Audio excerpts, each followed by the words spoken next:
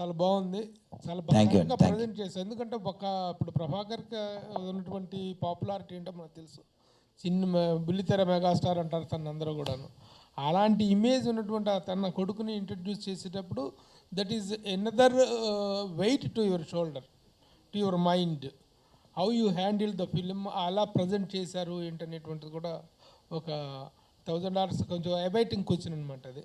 How you handle him, how he performed and how this project happened అనేటువంటి చెప్పండి. గీతా సారాంశంలాగా ఇందాకే మొత్తం నేను చెప్పాను, ఒక ముక్కలో మీకు అర్థమై ఉంటుంది. మ్యాటర్ ఏంటంటే నేను మామూలుగా తనకంటూ కథ రాయలేదు, ఒక అల్లరి కుర్రాడికంటూ ఒక కథ రాయడం జరిగిందండి. సరదాగా ఉండాలి ఒక కథ. అలాగే ఒక లాస్ట్ ఫేజ్కి వచ్చేసరికి ఒక ఎమోషనల్గా ఒక బేబీ లాగా, అంటే బేబీ కన్నా ముందు చేసుకున్న సినిమా ఇది. మేము తనకు కథ చెప్పేటప్పుడు కూడా ఇంకా బేబీ రిలీజ్ కాల.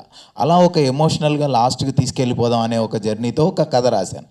అది ప్రభాకర్కి చెప్పాను. చెప్పిన తర్వాత తనకు బాగా నచ్చింది. నేను ప్రభాకర్కి అని చెప్పలా, నేను వేరే చోట బయట ఎక్కడో ఇది ఉంది కానీ సో ఎంగేజ్ అయింది. వేరే ఫ్రెండ్ ద్వారా తను పిలిచి డార్లింగ్ నేను కథలు వింటున్నాను అది ఇది అంటే సరే అని ఒకరోజు చెప్పడం జరిగింది. వినగానే తన కథ నాకు నచ్చింది. డార్లింగ్ నేను చేస్తాను అది ఇది అని.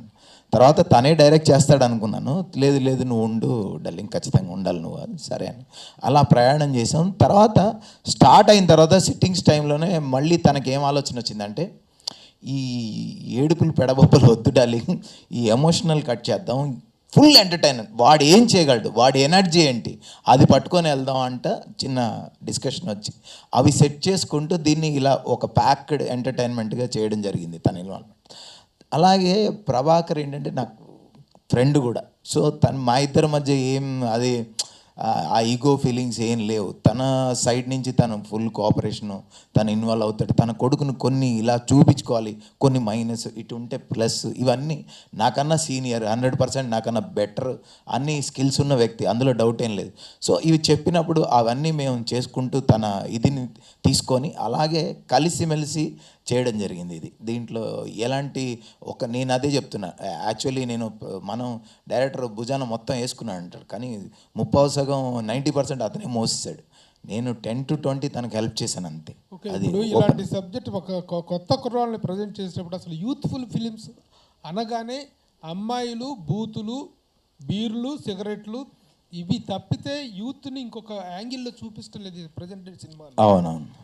హౌ యూ హ్యావ్ ప్రజెంటెడ్ అంటే ఈ సినిమా ద్వారా, ఈ కుర్రవాడి క్యారెక్టర్ ద్వారా, are you having anything to give a message or to say something to the society?